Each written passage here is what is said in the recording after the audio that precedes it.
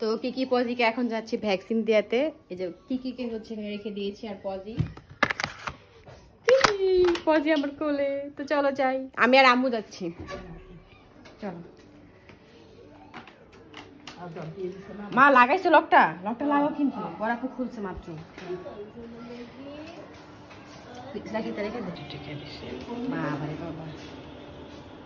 ভয় পেও না চলো চলো চলো চলো। আমাদের সাথে ক্যামেরাম্যানও যাচ্ছে আস্তে আস্তে।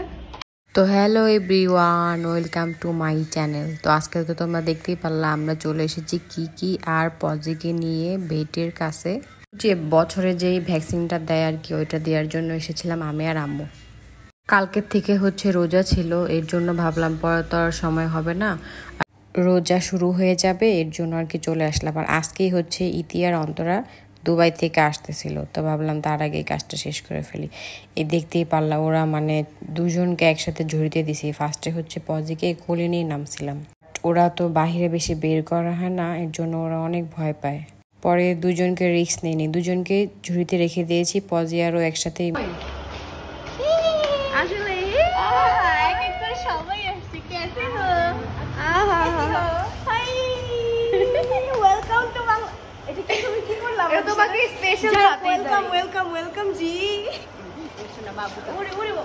তো এই তো ইতি চলে আসছে। হ্যালো জি, এখন ঘরটা আমাদের ভরা ভরা, আমাদের ঘরটা ফাঁকা ছিল। আমি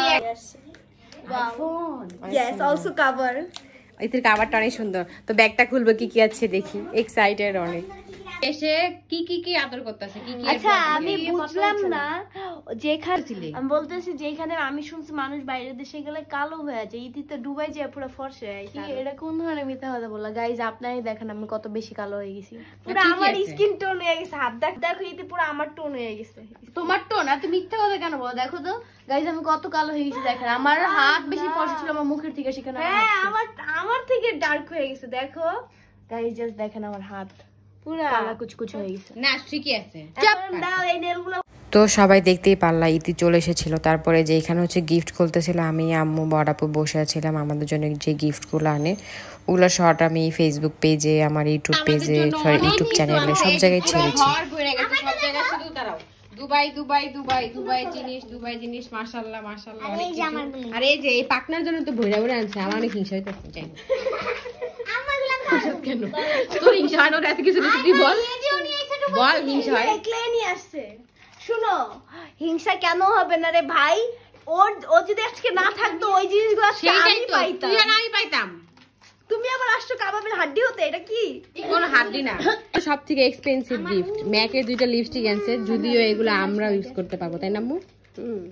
এটা বুঝতে পারছিলাম, আম্মুকে আগে ইতি বলছিল যে এমন আনবে, আমারে বলছে, আমি বলছি না বাবা এগুলো আমার জন্য আনিস না।